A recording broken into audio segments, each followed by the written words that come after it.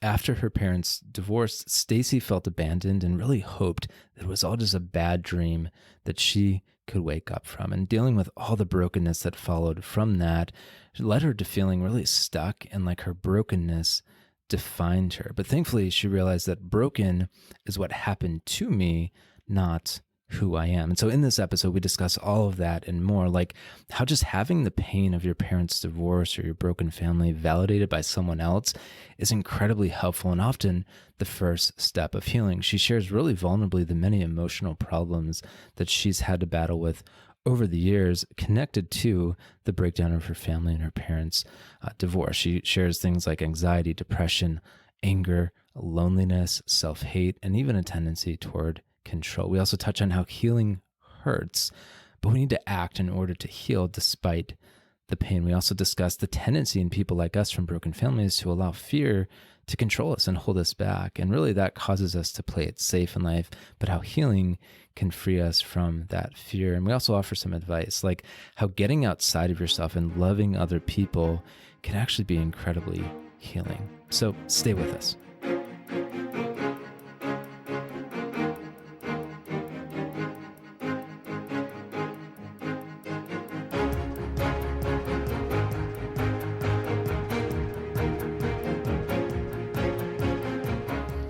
Welcome to the Restored Podcast, helping you heal and grow from the trauma of your parents' divorce, separation, or broken marriage so you can break the cycle. I'm your host, Joey Panarelli. This is episode 119.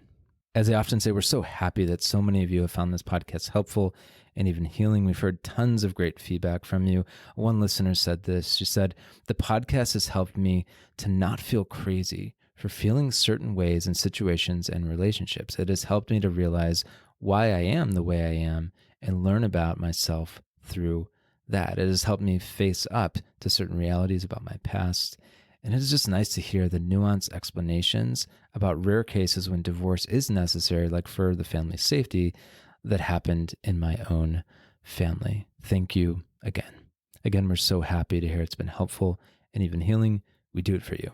Today's episode is sponsored by Dakota Lane Fitness. If you've ever felt intimidated by working out and eating healthier, perhaps you've tried workout programs and meal plans that just didn't work for you, this is especially for you. Dakota Lane is a nationally certified fitness and nutrition coach who's helped about 1,000 clients worldwide, including moms of 10 kids, CEOs, MLB baseball players, 75-year-olds, and people who've never even stepped foot in a gym. Dakota builds customized fitness and nutrition plans with around-the-clock accountability and one-on-one coaching for people anywhere in the world in a safe and approachable environment. But what else makes Dakota different than the numerous fitness and nutrition coaches out there? I want to mention three things. One, he's done it himself. He's a very ripped, strong dude. He's also just a good man. He's not just worried about his body and fitness, but about every area of his life. The second thing is he actually studied to become a priest for a little while. And from that experience in his time at Franciscan University and the Augustine Institute, he developed the belief that to live a fully human life involves not just growing in one area, such as your spiritual life, and neglecting the rest like your body. We really need to care for it all so we can become more virtuous and free to love. And the third thing is Dakota's mission is not just to help people get strong or ripped. It's really to lead people to experience the highest quality of life through intentional discipline and treating their bodies the way that they were made to be treated. And so if you desire freedom, if you desire that transformation of your body and even your life, Dakota can help you. One client of his said this: "Dakota Lane changed my life. And the best part is that what I once thought was impossible was made so doable and realistic by Dakota. This program is worth every penny. If you have struggled in the past and can't seem to find a way to change yourself for the better, look no further. Dakota Lane is your man." To see what Dakota offers and the amazing transformations that his clients have had, just go to his website, dakotalanefitness.com. You can even Google that, dakotalanefitness.com, or you can click on the link in the show notes. My guest today is Stacey. Stacey is a wife of almost 25 years and the mom of 3 young adult children, one of whom will be married this year. As a child of divorce herself, she has a tender heart for children and teens suffering from the effects of their parents' divorce. Stacey and her husband, Jamie, spent 19 years on their parish pre-Cana marriage prep team, where they gave their testimony and shared the beauty of living out God's plan for marriage and sexuality. Her experience as a latchkey kid greatly influenced her decision to stay home with her children, whom she homeschooled for 10 years. And when Stacey heard of Restored, heard of this podcast, she thought, I could have used that as a kid. And so she hopes that sharing her story will help others on their journey toward restoration. In this episode, we do talk about God and faith. And if you don't believe in God, I'm so glad you're here. This is not a strictly religious podcast. Anyone who's been listening for a while knows that. And so wherever you're at, again, I'm glad you're here. My challenge to you is this: just listen with an open mind. Even if you were to skip or take out the God parts, you're still going to learn a lot. And this episode is going to help you, I promise. With that, here's my conversation with Stacey. Stacey, welcome to the show. Hi, Joey. Good to be here. I'm excited to speak with you and really appreciate you, sticking your neck out there and being willing to, come on and help the younger people to just navigate all the brokenness in their families. And I know, like me, you come from a broken family as well. And so I'm curious, how old were you when your parents separated and divorced? And to whatever degree you're comfortable sharing, what happened? I was 10 when they separated, and it was presented as, we're getting separated. But, when you hear that as a kid, you're like, that means divorce, Initially, there was, I could tell there was tension between my parents. There was some fighting going on. At some point, my mom kind of like moved into my bedroom, and I was moved into my sister's bedroom. And eventually, I actually overheard her telling my grandmother. I was like on the stairs near our kitchen, and she was in the kitchen, and I overheard her telling my grandmother that they were getting separated. And then eventually she told me herself. Okay. So that's how I found out, and it was pretty traumatic. I can imagine. And was it something that kind of, even though you saw the problems within the marriage, was it kind of out of the blue that they were separated and getting divorced, or did you kind of predict that was coming? I don't recall feeling like that was going to happen. Like I knew that things weren't good, but I don't know. I don't know if as a little kid, you like fathom that. And, I'm a little older, I think, than most of the people that you talk to. So this was back in the early 80s when there weren't as many divorced families as there are now. So I didn't know that many kids. I don't even know if I knew any kids whose parents were divorced. So it just, probably wasn't as much on my radar than maybe it would be for someone today. Yeah, no, that totally makes sense. It's definitely become somewhat normalized, even though it's still, it's kind of this weird thing where divorce is kind of this normal part of life, but we don't really talk about it in the sense of how it is impactful and harmful for the kids. Yeah. And so, I totally know what you're saying. But is that extra like stigma that you had to fight through, I'm sure was not an easy thing to go through. Yeah. I mean, I remember feeling so ashamed, like going to school, knowing, so my mom was the one, we moved out. My dad stayed in the house for a little while. We moved out, which meant we had to actually move to a new school. And we were only about 15 minutes from where we were, but it was, far enough that it was a new school. So I had to go to school, and I had to tell people that I was leaving. And I was so ashamed to tell them that it was because my parents were getting divorced. And there was like this stigma there. And I remember I had this wonderful teacher. I was in 5th grade, and I told her, and she actually bought me lunch and like sat with me and, talked to me and stuff. Tried to make me feel better in whatever way she could make me feel better. No, that totally makes sense. And wow, that's impressive that teacher would do that. The response that we've heard a lot of times, there was one young woman who came on the podcast, and she said that she told her teachers, she told her friends, and everyone kind of knew also because it was a little bit of a public separation, she said. And everyone acted like it wasn't a big deal. Everyone acted like it was kind of like a normal part of life, kind of like, okay, whatever, move on with it. And I remember she said she felt so hurt by that because she was like, wait, why am I struggling so much with this? If everyone says this is for the best, everyone's going to be happier, and I'm so hurt by it, maybe something's wrong with me. And I think that's a very common response. So it's awesome you had a teacher, at least, who tried to acknowledge that, yeah, man, this is a difficult thing to go through. Well, I mean, generally speaking, she was the anomaly. Like, generally speaking, Yeah. that's how it was for me as well. It was kind of like, oh, kids are resilient. They'll Yeah. be okay. Like, there seems to be this unwillingness by the adults to acknowledge that divorce is harmful to children. Even people who, like, I can understand that with people who actually get divorced, because they're probably trying to make themselves feel a little bit better about it. But like people who haven't been through divorce, even in our culture, it just seems to be, yeah, just a lack of acknowledgement of the effects that it can have on kids, and this desire to minimize it. And honestly, that happened Yeah. to me all through my teen years, even my young adult years, and even into my 30s. I did have a couple people along the way who noticed my brokenness, but there was still this unwillingness until I was probably in my 30s. I had a therapist who finally said to me, like, oh no, like that's your big thing. Like that's where everything Mm. else comes from.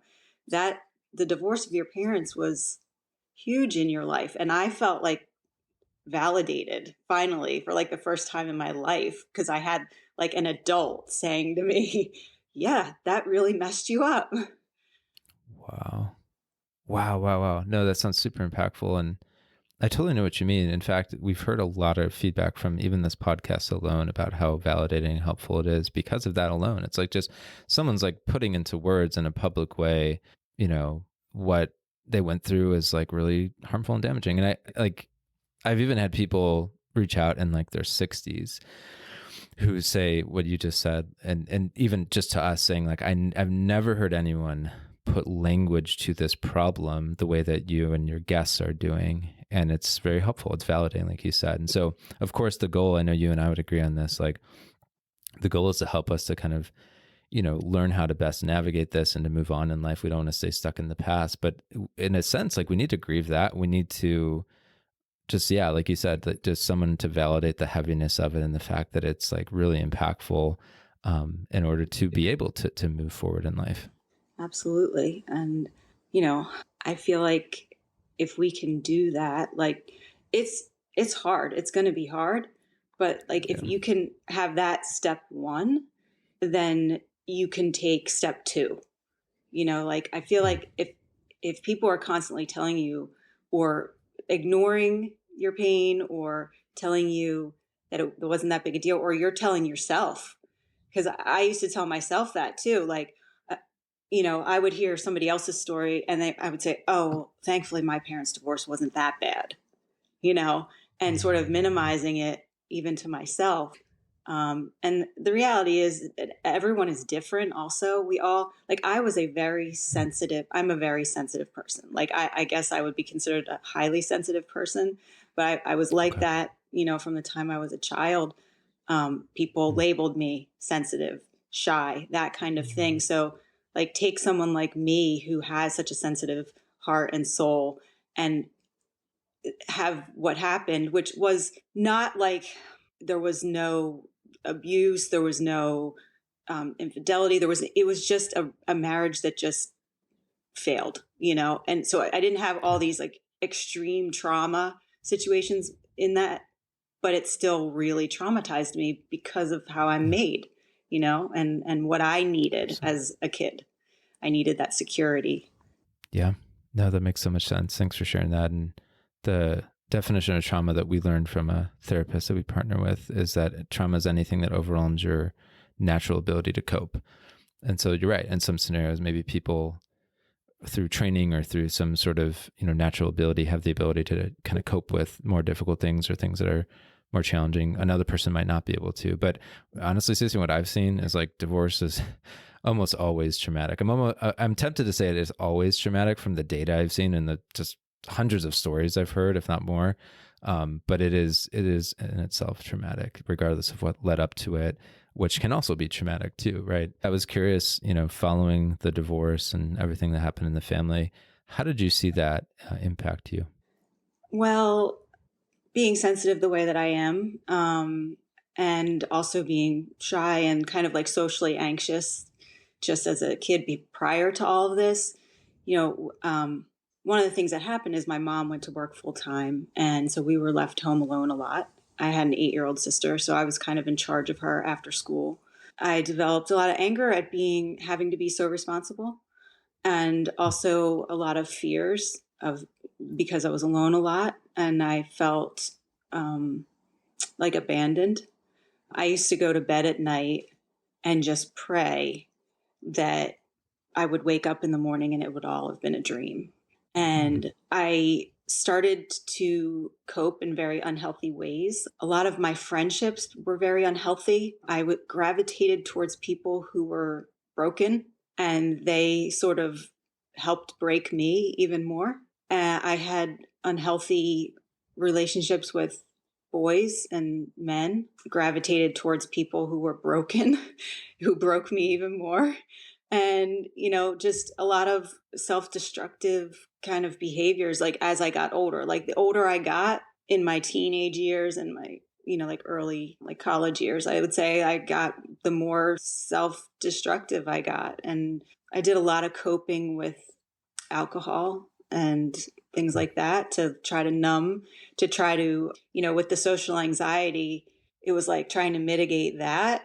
But also I think I just developed this like deep self-loathing because I just did not feel loved or lovable anymore. And then, the more that you do that's self-destructive, the worse it gets, the more the self-loathing gets, because you go, why am I doing these things? Why is this happening? And then, you have people in your life who are treating you poorly or leading you down these bad pathways to all these other things. So I think that's, that all stems from the lack of security, like the destruction of security that I had, and the loneliness. I was deeply lonely. I still struggle with loneliness in my life, just internally, even though I'm surrounded by amazing people who love me. There's just, it's a wound. It's a wound that still exists that I have to, continue to work on. Sure. Wow. No, thank you for sharing. And there's so much I want to say. I can relate with the loneliness, certainly, and feeling abandoned and, wishing it was a dream. Like that's definitely a moving way to put it. It makes so much sense. Like what we've seen a lot of times is if we, are traumatized by the breakdown of our family, by our parents' divorce, we tend to, like you said, go towards unhealthy people and behaviors. And then, like you said so well, those situations can traumatize us further. And then we go into further unhealthy people and behaviors. And it's just this whole like circle, this cycle that repeats itself again and again, to where, I've talked with people who are just at the point of like giving up. They're like, I'm so sick and tired of this. My life is just miserable. I feel stuck. I'm just in a really rough spot. And so definitely hear you there, and excited to hear the happier part of the story, but man, how heavy and how difficult. And yeah, I'm curious too, in your relationships, how that played out as well. Like what did you see in terms of your dating relationships and even your marriage? You already touched on the relationships a little bit, but I'm curious further of like, how did the breakdown of your family, your parents' divorce impact your relationships? Yeah. So I'm sure you experienced like a feeling of powerlessness. And so the way I coped with that is I became controlling. And so, and that is something to this day I really struggle with. I'm a lot better than I used to be, but I'm also very much aware of it. So I work on it. I'm working on it constantly. But so there was that. Then I also felt voiceless. So I have a tendency to be reactionary. So like if something happens and I'm not happy about it, you're going to hear it. You're going to know about it, because I'm not going to be voiceless. So in my marriage that has played out, and it's something that we've had to work on. My husband is an amazing man and very, very patient. He's also got his own wounds, and in marriage, your wounds kind of usually butt up against your spouse's wounds, and then you have to try to figure out how to work that all out. And we have worked really hard at that. So, but one of the ways it especially played out in my marriage, though, is my husband owns a business, and when we got married, it was probably the most intensely difficult time in their, it was really difficult for me at that time. And because of the anxiety and the depression that I suffered with, I feel like I couldn't really love my kids the way that they deserve to be loved. I regret that, and I still have to try to ask God to heal that part. I mean, I did what I needed to do. I wasn't neglectful, but like just there was an internal part of me that just couldn't give, everything that I would have liked to have given to them when they were kids. And I also parented kind of out of lack rather than abundance. So like I was fearful of things happening to them, and I don't think I was able to give them the freedom that they should have had as kids to really be kids, because I was too afraid all the time that something terrible was going to happen to them. So yeah, those are pretty intense ways that it affected me, but there is good news. Yeah, no, I appreciate you just sharing so vulnerably. And I know I can relate to so much of your story, and I know our listeners can too. And yeah, no, I've noticed that in my own life. It seems like our brokenness just holds us back in so many ways. Like one of the ways in which I know it's held me back is I'm an avoidant attachment type where I tend to like love at arm's length, and I try to work through that. But like, yeah, there's times where I'm just really bad. Like, I'll just be honest with everyone. And so like, I need to kind of bring myself back to the point of like, okay, I'm not self-sufficient. I need other people, and I need to like love them and, put my heart out there and be vulnerable and not just like, try to put a shield around myself and my heart. But, especially when people hurt you, it's a really easy reaction to go towards. But, so that holds you back in the sense of, you're not going to experience the joy, the intimacy, the love, the happiness that I think we're made for. And so, and other things I've heard from people like us who come from divorced, broken families is, there's so much fear. Like, I think that's one theme we've seen so clearly among all these interviews we've done is like, there's just so much fear that we grapple with. Not to say that other people don't, but it seems like there's like a certain intensity, or we feel maybe a certain lack of competence or ability to like navigate through that fear. Or maybe we just, feel it, like I said, more strongly. And that just holds us back. Like I know a lot of older people I've talked to who come from, broken families, like especially maybe they're in like 60s or beyond, they have regrets of like, man, I never took that risk. I never started that business. I never like pursued that, person, that girl, that guy. And we've definitely seen that theme. So yeah, just curious if you have any thoughts on kind of that whole theme of like being held back and fear having such a strong grip on so many of us. Oh my gosh. Yes. And, I think it's because we have this deep sense of what loss feels like. And so, we don't want to lose anymore. We don't want to have that feeling of loss. And so we hold on to what we have, and we don't take the risks that could cause the losses. And, for some people, for me, it didn't manifest this way, but for some people, it means I'm never getting married because I can't risk that I'm going to do the same thing that my parents did or whatever. It manifests in different people in different ways. And it absolutely has manifested that way in my life. And I'm just now getting to the point where I'm starting to take more risks and realizing like I have to surrender. I have to surrender this control that it's really an illusion. It's not, we're not in control of anything. We're trying to control things. We're not in control of anything. So like, what's the point? Yeah. No, it's so true. I even think of that on like the career side. Like when I've, making the shift to doing this full time, I was like really afraid of losing like a stable job and all of that. And then, you're married to an entrepreneur, so maybe you guys are immune to this, but it's, it was just like so fearful. And then it was so funny. Once I made at least the partial shift, I'm actually in the process now of making the full shift. I was like, oh, that's it. Like, all right, I could do this. Yeah. Like I can make it through. So, and I think that's a good part to add here, perhaps, is like that, like you said, those fears can often be just this illusion, and the desire to control can just be this illusion. And then when we look at it, it's like, like using the career example, it's like, okay, there are certainly like stable like jobs and businesses out there that are, can add a level of stability to that maybe going on your own would be really hard to achieve, at least in the short term. But at the end of the day, it's like, I mean, what we saw through COVID and everything, it's like things can change very quickly. And what you thought was once stable, like becomes pretty darn unstable. Yeah. And so I think it kind of forces you to like surrender, especially like in your relationship with God. It's like, man, I really don't control this stuff. Like you said so well, it really is an illusion. And I think that's where I've personally found a lot of peace in life, is like, God's going to put things on my plate. He wants me to do well with them, but then beyond like the things that are within my control, even then I have to surrender, everything, including that stuff, to him. And that's definitely helped me, because I've struggled with anxiety too. And at times like it get, more intense than others. But yeah, that surrender certainly played a huge role, because you're right. Nothing's fully stable, sadly.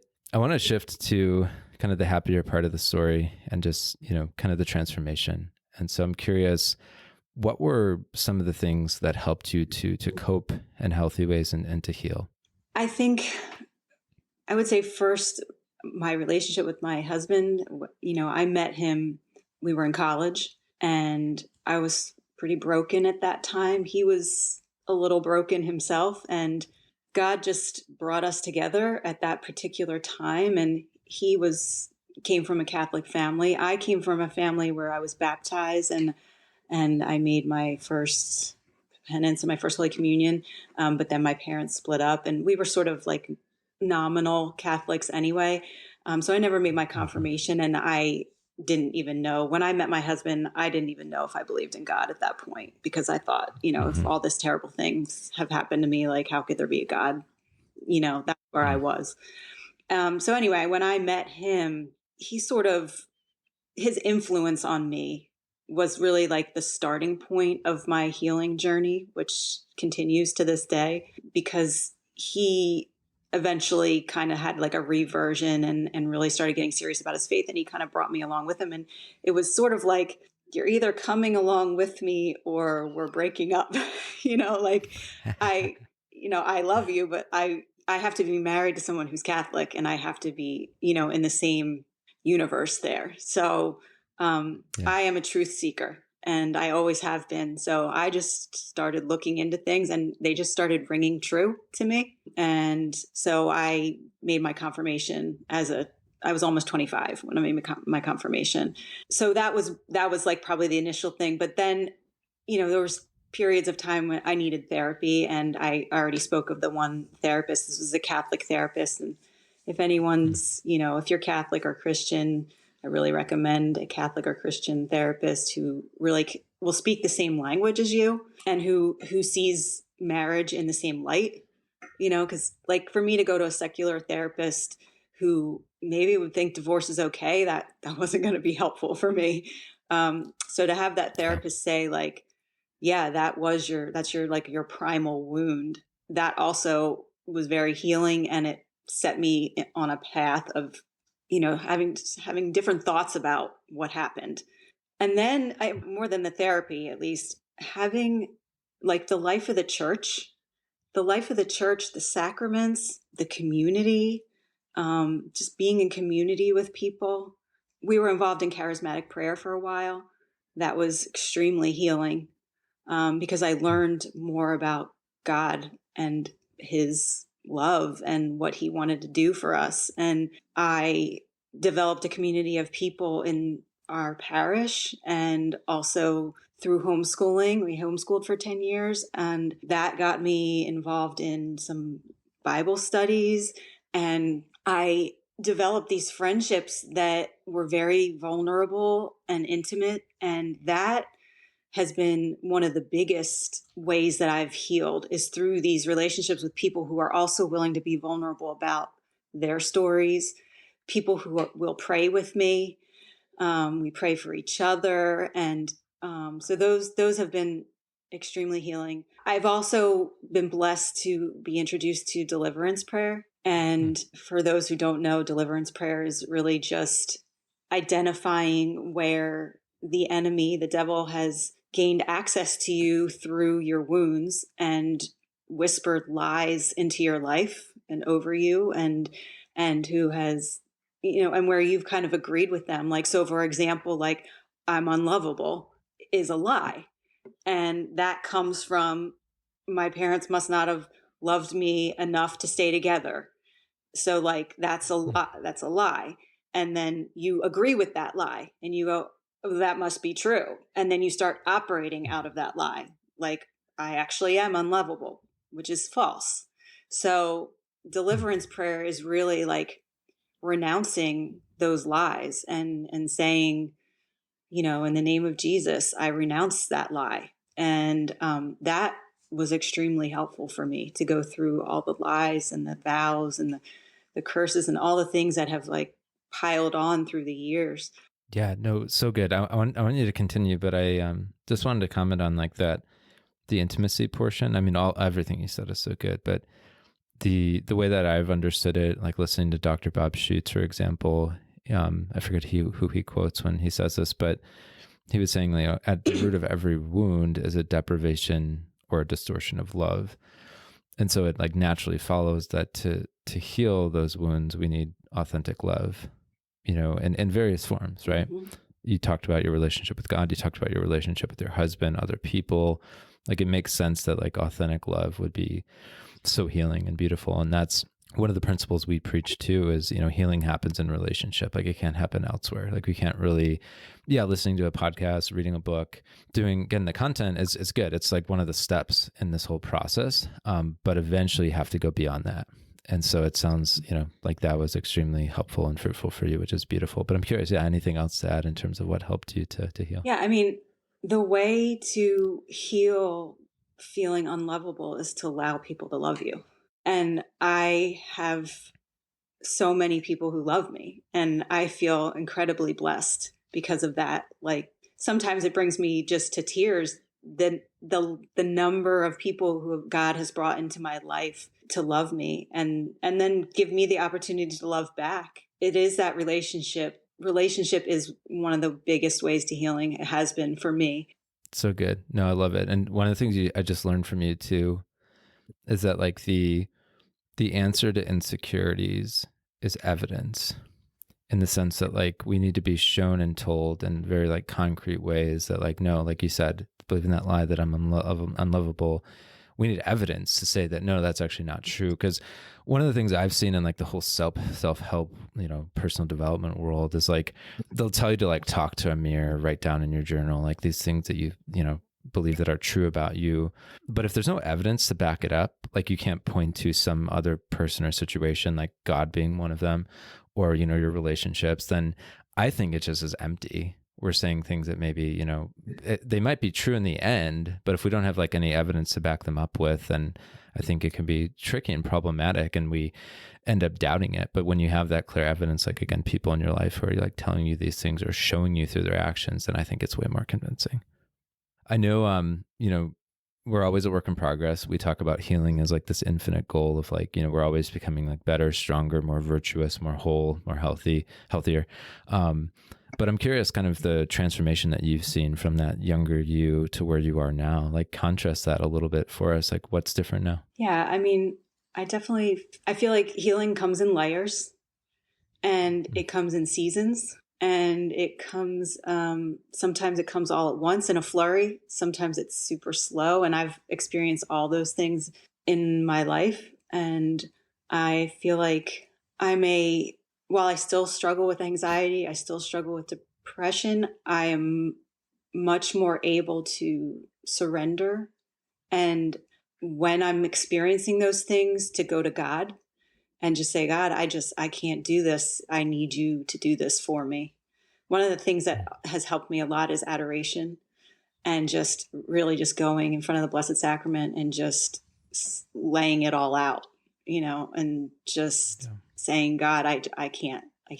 There was a period of time 5 or 6 years ago where I was in the Adoration Chapel almost every day because I needed to be there with Jesus. And it helped me tremendously. But I also now can look back and say that was a very, very healing time because I was so stripped down and I was so vulnerable that he really worked a lot. And really, it set the stage for where I am today. The certain risks that I'm now taking in certain areas where God is saying, like, go here, do this, you know. And I also am I feel like I'm much more self-aware. I know what my triggers are. I know what my wounds are, and I'm starting to be able to operate outside of my wounds instead of in them all the time. There's a period of time in my life where I was just, everything I did was just out of my wounds, like every reaction I had, every step I took was all out of my wounds. And now I feel like I can sort of step back and see the wounds, and they're there and I feel them still, but they're not ruling me constantly, Mm-hmm. and I think I've developed a compassion for the younger me. I hated the younger me for the longest time for being so dumb and getting involved in all these things that were hurtful, and for being, in my mind, weak, and, all these different things, that the self-loathing and stuff. Like, now I think I have Yeah. more compassion for my younger self. I think it's why I have a lot of compassion for people who are going through, kids who are going through what I went through. And I also feel like I'm growing a lot in trust and surrender, and trying to grow in humility. I Yeah. feel like, I think when you have these kinds of wounds, it can be a real pitfall for pride to, like, really jump in, because you have this sense of Mm. justice and this feeling of, like, I have to protect myself. And Yeah. so, like, everything becomes about you and what you're getting out of things, and how you're not going to get hurt, and you're not going to let this happen, and all that. And I think it can cause a lot of pride in our lives. The pride thing is so interesting. I've never heard it said exactly like that, but it makes so much sense that we, yeah, because like, I guess the essence of pride is kind of like continually looking in on yourself, continually looking, being kind of self-absorbed, and sometimes, there is that kind of survivor instinct that we do that when we're wounded, right? We kind of just, if we're in pain, we need to take care of the pain and the wound.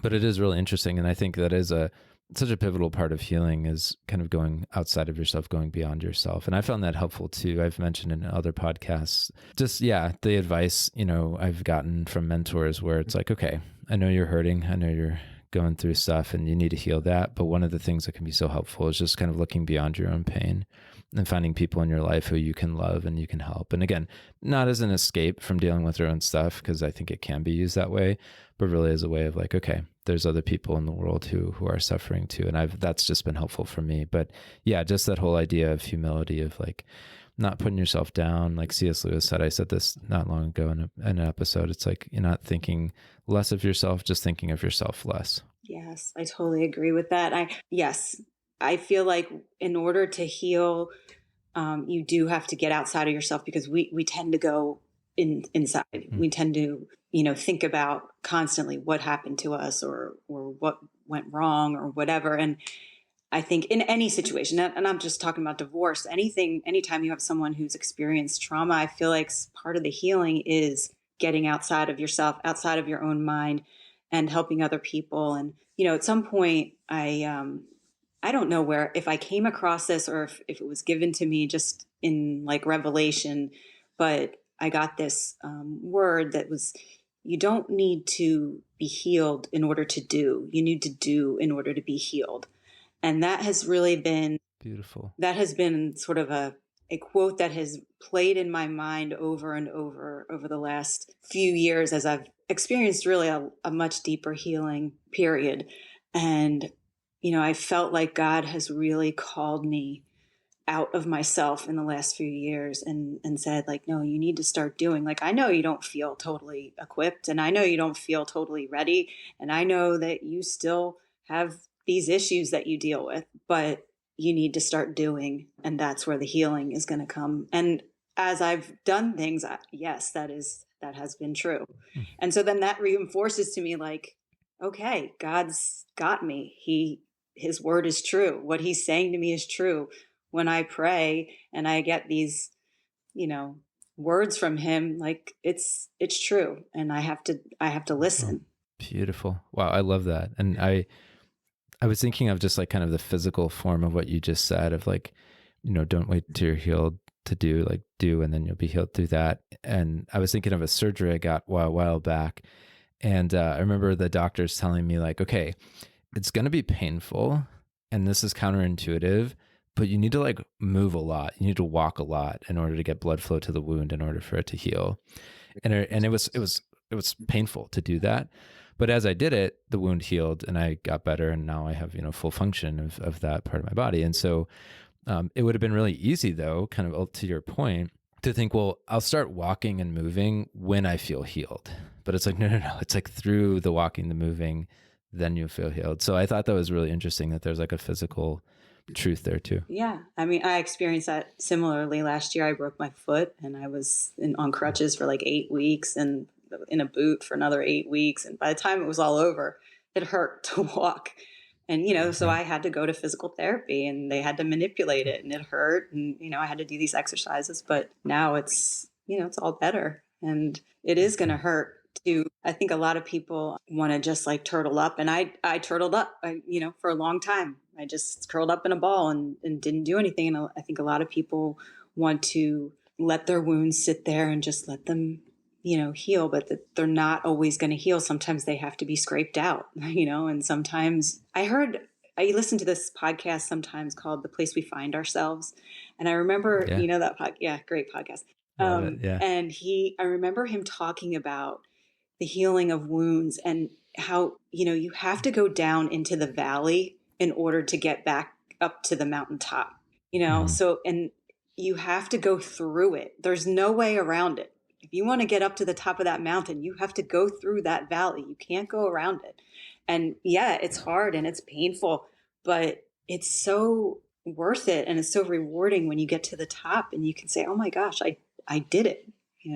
I made it through that. And then you are stronger. You really are stronger. Everything that I've gone through has made me a stronger person. I love that. And you're better able to love. And I think one of the things I've seen too, when it comes to just healing in the people's lives, is that like when you kind of walk through that, you, on the other side of maybe comfort of shelling up, on the other side of like, the brokenness is freedom. That there's a lot of freedom. But you're right. Like there's pain in the middle, which I think scares a lot of people because we don't like pain, obviously, but we don't know maybe if it will be worth it. We don't know if we're going to even be able to get to the mountaintop. And so I totally get that there's a lot of like doubts and insecurities there. But I've found, when you kind of work through that, you feel free and you truly find freedom, but it is painful to get there. And I think too, there's definitely a trend right now, and I'm curious your thoughts on this, in our world of just kind of falling into this like perpetual victim mode mentality, right? Where we, just kind of blame everything and anyone around us for not being, able to move forward in life. And I'm not talking about like serious disabilities, things like that, but I've even seen this in myself. It can be easy to blame even our parents, and one of the ways that we talk about this, just to clarify anyone who's confused on this, is like, we're not saying not to acknowledge the pain that someone caused, or even the fact that they did that. They need to take ownership of that. But the way we talk about it is like, even if you didn't cause the problem, you can take ownership of the solution. You don't need to let that define your life. You don't need to let that someone else write your own story. Like, you can write your own story, and we're big believers in that. But it's sad to see, especially, in younger generations, just how like debilitating I think brokenness and wounds can be, like you said, where we just kind of shell up and just be like, well, this is what my life is going to be like now. Can't really improve it, get any better.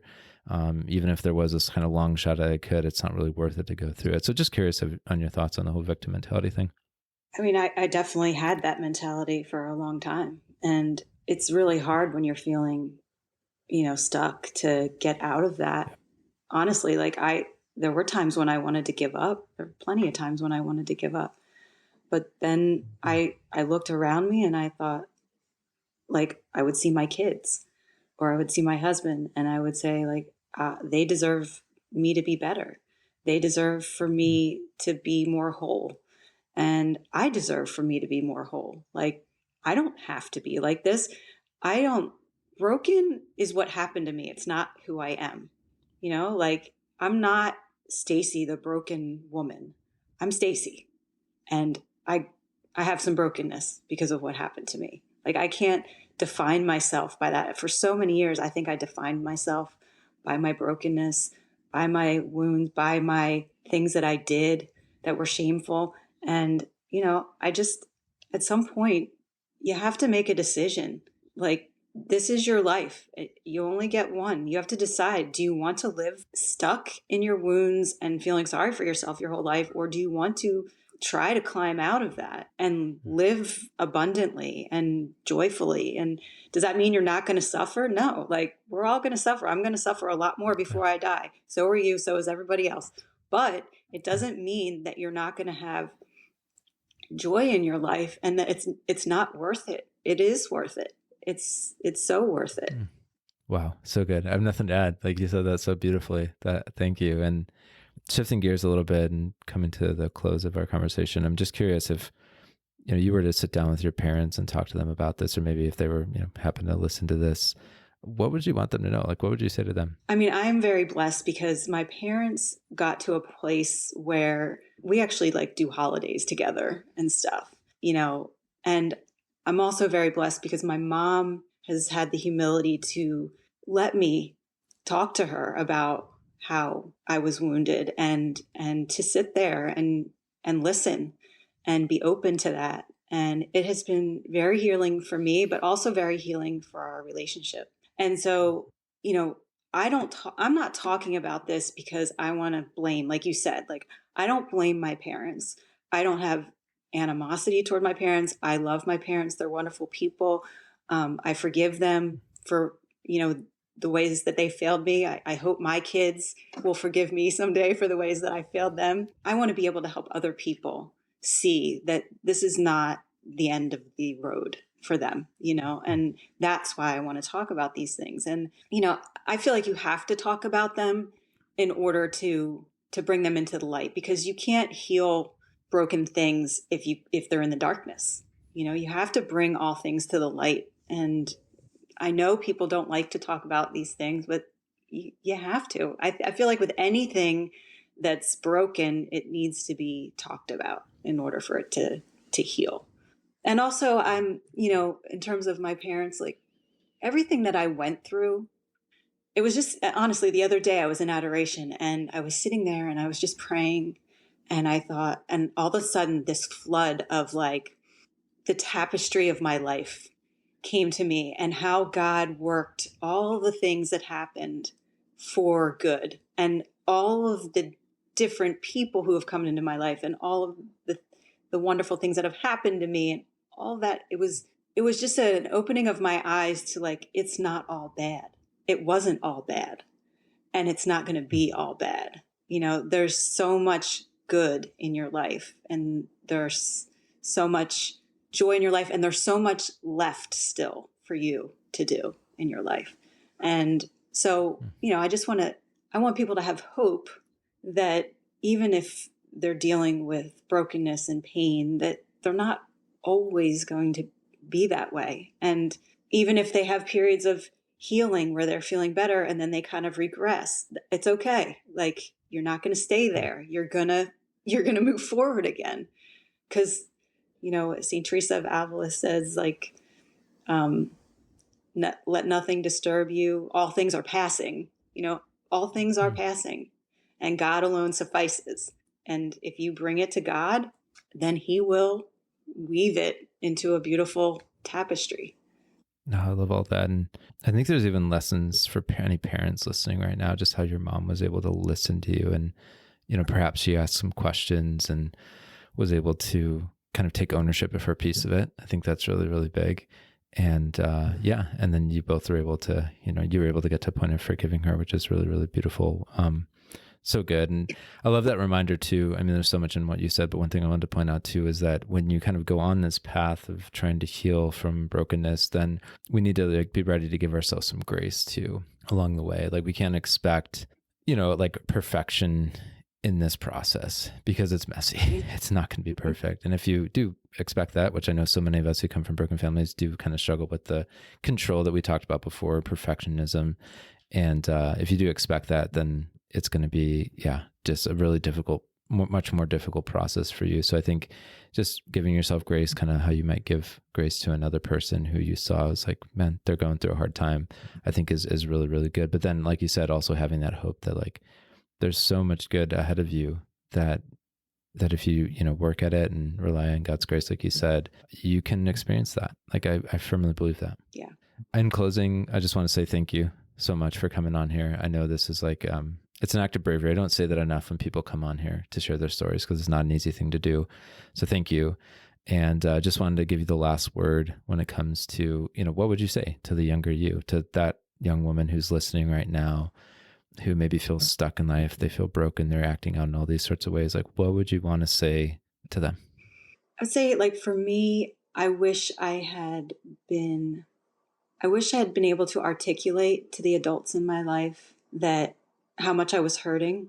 I wish I'd been able to articulate that to the adults in my life, how much I was hurting. And like, you do have a voice and you can use your voice, and you don't have to sit back and say, like, I can't say anything because it'll hurt my mom's feelings, or my dad will be upset, or I don't really have a voice because this isn't my thing, like I just have to go along and not say anything. Like, I would say, if you feel like you can't talk to your parents, talk to a trusted person that adult, a pastor, a family member, a friend, whoever it is, and know that how you're feeling is normal. Like, there's nothing abnormal about you.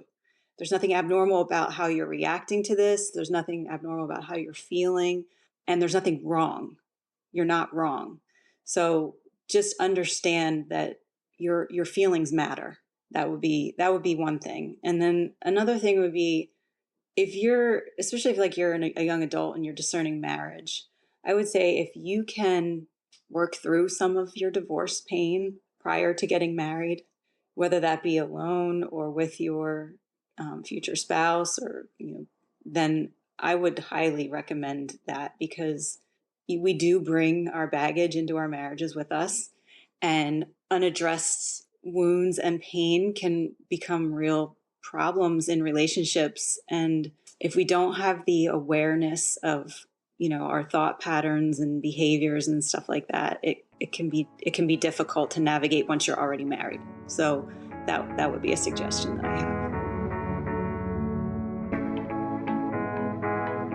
There's so much I loved about that interview. Stacey has really deep insights into healing and brokenness, and I'm really grateful that she joined us. And if you'd like to share your story with us like Stacey did, we'd love to hear it. You can do it in 3 simple steps. But first, some of the benefits of sharing your story, reflecting on your story in a really active way and sharing that story with someone who can receive it with empathy is actually healing on a neurobiological level. According to neurobiologists, it actually makes your brain healthier.